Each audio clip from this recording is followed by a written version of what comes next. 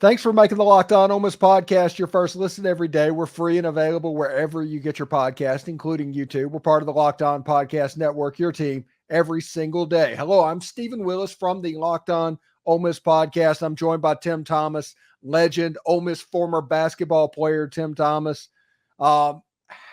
Tim, last night against Kentucky, honestly, that looked like every game that Ole Miss has played against Kentucky in the last 100 years. Honestly, it just was the same thing as always.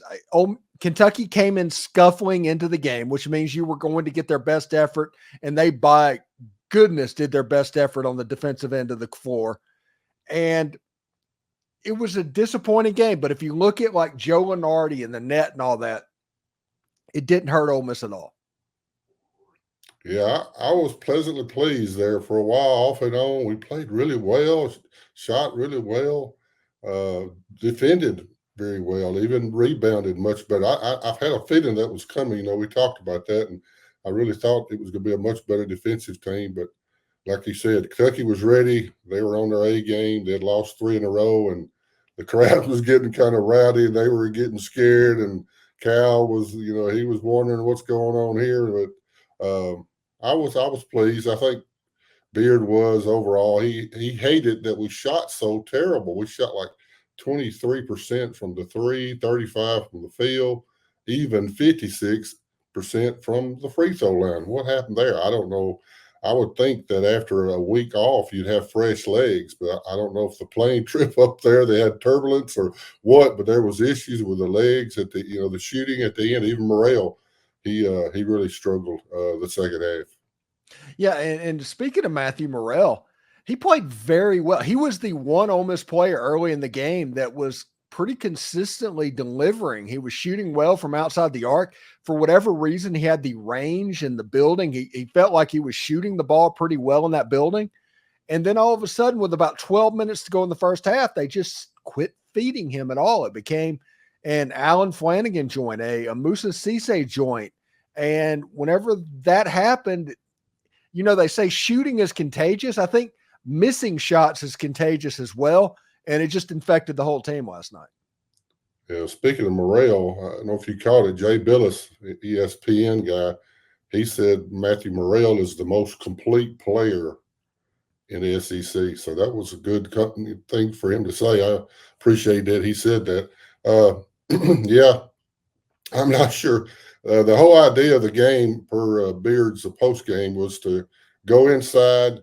If you got something inside, do something with it, which our guys are offensively challenged. Be honest, Sharp and Cisse, they're challenged. They got their shot blocked by a fellow 7-footer, several times. And the idea was to get inside. If you can't do anything, which they couldn't, they needed to get back out to Morrell or Brakefield or Juju, someone for the three. That was the idea, inside out. That was the idea. The whole game plan, it didn't work. It worked for a little while, a couple patches here and there, and Sharp and Cisse just struggled, and the game plan never got in fruition. Thank you for that. An Ole Miss education, but it overall, I think Beard was pleased. We got to come back home. We got to beat Missouri. We got to win. It'd be nice if we could win 5 of these last 7, at least 4 of them, to have a chance to be in the tournament. Yeah, and the one thing that Ole Miss fans should probably be really concerned about this game, because Ole Miss losing in Rupp Arena, that's not a new thing. But the one thing that I think that Ole Miss fans should be concerned about is Juju Murray's confidence, especially shooting the basketball. It is kind of tailspinned in the last few games. Yeah, he struggled, especially in the first half. I was pleased that in the second half, he came back and made a few shots, a few floaters that he's used to making, and he made a few shots. But you're right, his three was way off, didn't make a one, I don't believe. And he's shooting 23% in the SEC game for the whole team. That's not going to win any game, especially in Rupp Arena.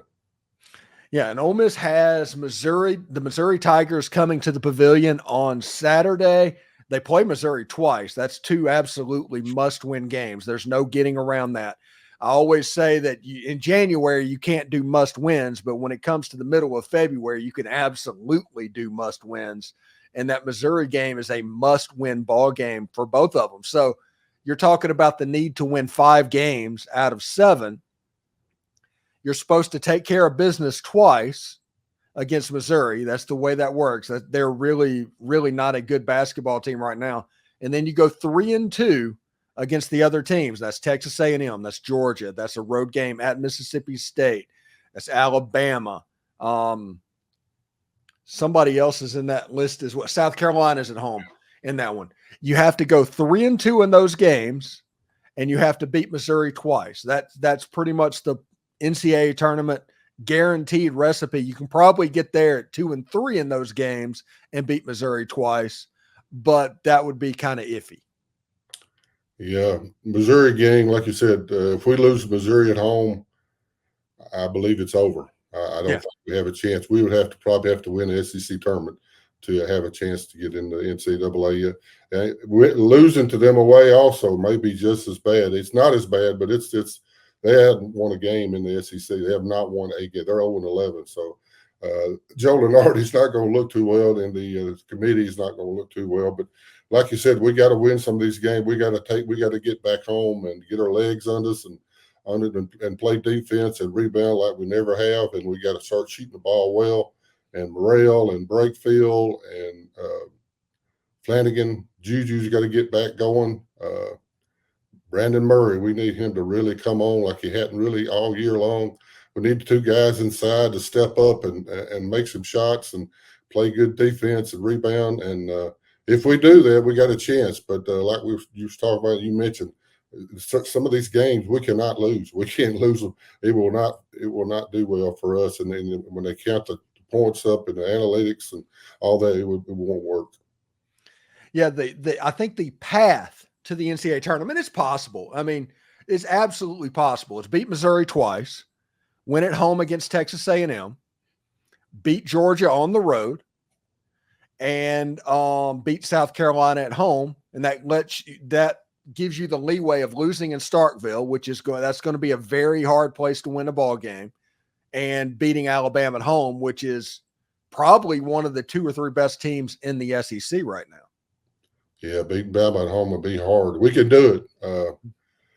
It's going to have to have. We're going to have some luck, and we're going to have some guys step up. We got several of these guys towards the end of their careers. You know, this is it. This is their last hurrah to do well for the scouts and whatever, and to as a team, we got to come together, and we got to forget about past things, past sins, whatever happened in the past. We got to look forward. And I believe Beer could do it. Maybe last year I didn't believe that we could do anything last year. This year with Beer, he had a game plan. You saw it in the first game. It was working. It was clicking. It was going. And then our guys started turning the ball over. We got our shot blocked 12 times. We think they stole the ball 10 or 12 times. And it was just a fiasco. It just didn't happen. And the game plan was there, though. It's still there. It's there right now. If the game plan had been implemented like he wanted it to, we would have been close. May not have won it, but we were real close and had a chance at the end, like we did with South Carolina. Yeah, and it was just a situation to where mentally you could tell it was a combination of being a sandwich game before they go to Auburn and also an absolutely must-win game for Kentucky. They played unbelievably hard, but they also played sloppy at times in that ball game. I think that game was there for the taking, but Ole Miss was the on-the-road thing kind of bit them again. Shooting was down. They were sloppy with the basketball.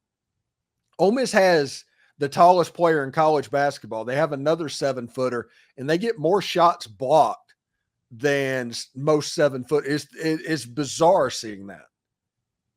Yeah, it's I didn't like it a lot either, but I understand what's going on because Kentucky has some really good NBA type players. Reed Shepard, the guard. Oh man, he's outstanding. Yeah, he's legit. Antonio Reeves and Wagner and all those guys. The Edwards, they could really play. The guy inside 10 blocks. Well, that's something Sharp did, a few months ago. But it's they're really talented NBA type players. I had a feeling that they would, may beat us at the end, but I thought we would stay close. I thought we had a chance to stay close, and we did that, here and there, but at the end, it just didn't work out in Rupp, and it's a tough place to play. I looked it up. I mean, me and you've been thinking about how many people it holds. It holds 20,500 now. Evidently, they must have put in some box seats or something, or some food courts or something since I was there. But it used to hold 23-4, because I remember looking at the stat sheet after the game 40 years ago. But it's changed now, but it's still a wonderful place to play. I enjoyed playing it. Let me tell a quick story. Back in 1982, y'all remember this now. Back in 82, we got a first round bye, and then we beat LSU in the second round, and they won their game. I believe it was against Auburn. So we played Kentucky in the semifinals at Rupp. They played the SEC tournament there for the money, I guess. It's all about the money. But we played Kentucky, and we got unbelievable referee calls terribly against us. Several of them was against me. I remember them really, really well. And Coach Wellick, our coach, he got really mad after the game. Kentucky beat us, and he got mad, and he was pretty eminent with the reporters and the referees, and I think he got fined because of it. Some of the things he said, some of the language might not have been, just exactly right. And he came into our locker room, and he was really mad. And, it was a good thing to hear him, standing up for us. And he called me out that I got several calls against me that was just ridiculous. They showed it on tape afterwards, and some of the calls. I don't know. To wrap it up, Coach Whaley went to Warner Alford, I believe, then our AD, and said, "Why don't we have our band stay for Alabama?" That was in the finals. Alabama and Kentucky were in the finals. So our band, because Alabama's band couldn't be there, our pet band, stayed and played for Alabama in the final game, and Alabama ended up winning the game over Kentucky. I believe it was 48-46. So it was kind of a neat story that it was a lot of things transpired there. I'm not sure exactly why that transpired, but it was good to see our band playing for Alabama, but it was kind of different. It's interesting because, in football, Alabama is the team that gets the calls from the officials. That's the way it always seems. They always get the call. Kentucky is that team basketball-wise. So you guys getting absolutely jobbed over is probably not a new thing. And I guarantee you there are at least 9 other programs in the SEC that had that exact same story. It's just not that game. I saw some of that last night even. I saw one time Reed Shepherd. He's a good kid, good player. He came down on top of Sharp. Sharp was going up for a dunk or a short shot. He came on down on his head, and I saw Sharp just bend over. He got bonged on the head, and they didn't call it. And several other times they would come down and try to strip the ball. I love it, and if you can get all ball, that's great. But I played enough to know most of the time you're carrying your arm or the wrist with you. So sometimes you get right in the middle and knock the ball off, but probably 8 out of 10 times you're bringing their arm or wrist with you. So a lot of those could have been called. They wasn't called in Rupp, but that's life. You deal with that. The home cooking, that's part of it. But we got to come home Saturday. We got to straighten things out. We got Missouri. We got to rock their world. We got to really get on top of them quick. Just make sure there's no contest, and then start getting our momentum going, get fired up, get the fans fired up there at the pavilion, and win 4 or 5 games. Let's do it. 5 games, and that's getting this tournament without any doubt, and have a good tournament at Nashville for the SEC tournament. Thank you for making the Locked On Ole Miss podcast your first listen every day. We're free and available wherever you get your podcast, including YouTube. We're part of the Locked On Podcast Network, your team every single day.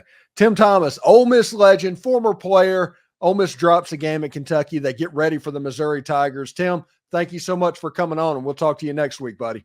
Good deal. Thank you. Howdy, toddy.